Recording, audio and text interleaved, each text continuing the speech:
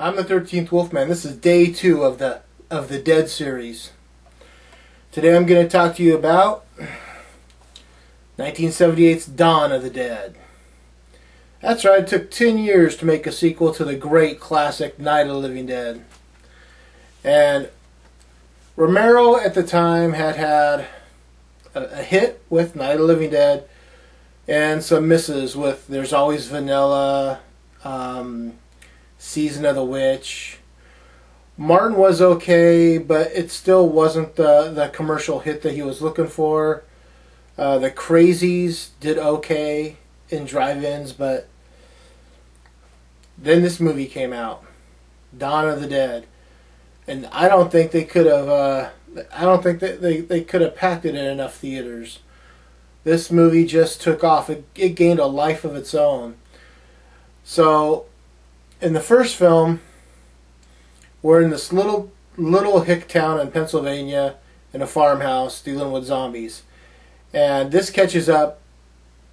I think technically in a timeline it's only supposed to be like 3 or 4 years after the initial outbreak, but it's 10 years later, and they're watching the outbreak happen, on TV, and they're trying to talk to like the hunters and the sheriffs and whatnot, and Galen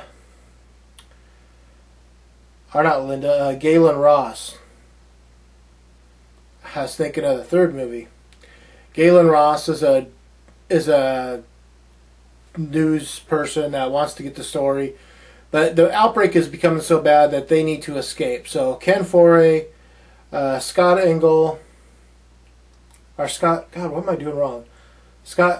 Renninger, David MG, Galen Ross all get into the helicopter that belongs to the station, and they fly as far as they can.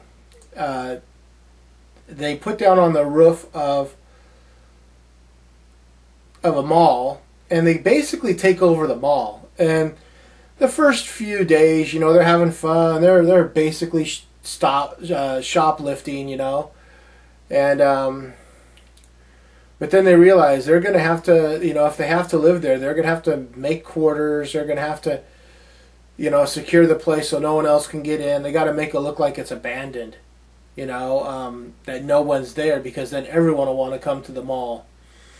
And this was basically Romero's take on consumerism in the 1970s. Did a really great job. This is my second favorite of the. If I was to rank them in order, just the first three, Day of the Dead, Night and Dawn of the Dead come in second. I like Day of the Dead a little bit better, but we're talking about Dawn. Again, this is a great version. This is the 2-disc Divimax. No, this is the 1-disc. It's the Divimax version, though. It does have a great deal of stuff on it. It's got the widescreen presentation out. 185:1. Audio commentary with George Romero, special makeup artist effects, Tom Savini, and assistant director Chris Romero, moderated by Perry Martin. Now, when I get these people moderating these things, I always look at it like this. There's two kinds of commentaries. There's the kind where everyone just sits around and watches the movie and yaks about it. Those are the commentaries I like. The ones where they have people like, so they're going, George Romero, and then George Romero says something about the movie, and it doesn't really coincide with what we're watching. Those kind of annoy me. This wasn't like that. The guy was actually interviewing them while they were watching the movie. But still, we don't need a moderator, man. We just need to sit down, watch the movie, and talk about it. That's what I like. Theatrical trailers, TV spots, radio spots, poster and advertising gallery, George Romero bio, and a comic book preview. And the cool thing is that there are two, at least on this version, there are 2 Easter eggs. You got to look for them, but if you find them, you'll find one where Tom Savini's talking about a practical joke he pulled on his girlfriend, and if you find the other one, I believe it's Christine Romero talking about George Romero.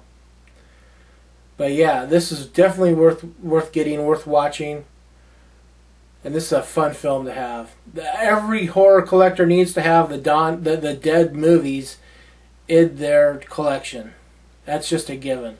I'm the 13th Wolfman. I'm on the prowl. You wait. You'll see part 3.